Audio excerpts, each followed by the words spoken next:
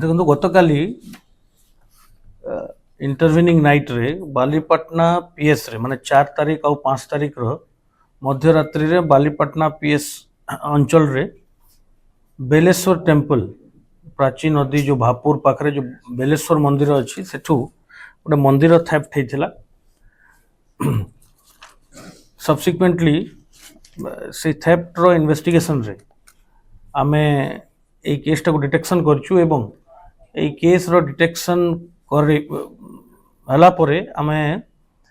ଦୁଇ ଭାଇ ଯେଉଁ ଦୁଇ ଜଣ ଅଭିଯୁକ୍ତ ଯେଉଁମାନେ କି ଦେ ଆର୍ ଟୁ ବ୍ରଦର୍ସ ଦୁଇ ଭାଇ ସେମାନଙ୍କର ଟିପିକାଲି ଏଇ ମୋଡସ୍ ଅପରେଣ୍ଡି ହେଲା ଯେ ସେମାନେ ଟେମ୍ପଲ ଥେଫ୍ଟ କରନ୍ତି। ତାଙ୍କୁ ଇଣ୍ଟ୍ରୋଗେସନ୍ ପରେ ତାଙ୍କୁ ପଚରା ଉଚରା ପରେ ବହୁତ ଗୁଡ଼ାଏ ଥେଫ୍ଟ କେସେସ୍ର ଆମେ କ୍ଲୁ ପାଇଛୁ ଏବଂ ସବସିକ୍ୱେଣ୍ଟଲି ତାଙ୍କର ଯେଉଁ ମୂଳ ନିବାସୀ ସେମାନେ ଜଗତସିଂହପୁରର ତାଙ୍କୁ ଠାରୁ ବି ବହୁତ ଷ୍ଟୋଲେନ୍ ଆର୍ଟିକଲ୍ସ ରିକଭର ହେଇଛି। ଏଇ କେସ୍ରେ ତ ଆମର ତ କେସ୍ର ସମସ୍ତ ଷ୍ଟୋଲେନ୍ ଆର୍ଟିକଲ୍ସ ଯେତେ ମନ୍ଦିରର ଚୋରି ହେଇଥିଲା ମନ୍ଦିର ଚୋରି ସମସ୍ତ ଷ୍ଟୋଲେନ୍ ଆର୍ଟିକଲ୍ସ ସକ୍ସେସଫୁଲି ପୋଲିସ ତାକୁ ରିକଭର କରିଛି ଏବଂ ଅନ୍ୟାନ୍ୟ ନେବରିଂ ଡିଷ୍ଟ୍ରିକ୍ଟସକୁ ମଧ୍ୟ ଆମେ ଇଣ୍ଟିମେଟ୍ କରିଥିଲୁ ଖବର ଦେଇଥିଲୁ। ସେମାନେ ତାଙ୍କ ଟିମ୍ ପଠାଇ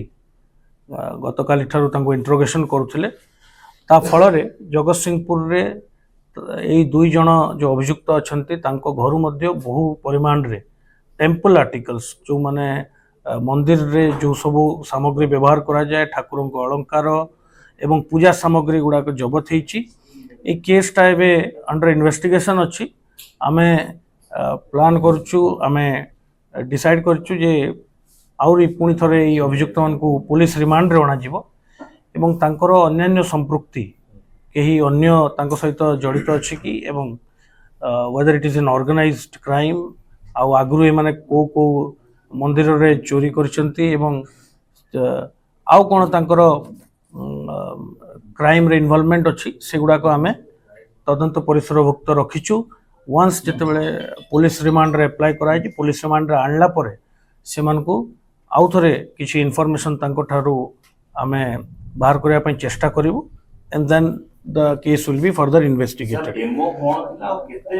कमिशनर पुलिस छडा कोको पुलिस ताको बे इंट्रोगेशन करछंती एमओ कोन सर तांकर एमओ होची दे आर टेम्पल थीव्स मु कहले जेहेतु जे समग्र ए जाबत जेते हमें तांको विषय इन्फॉर्मेशन गैदर करछु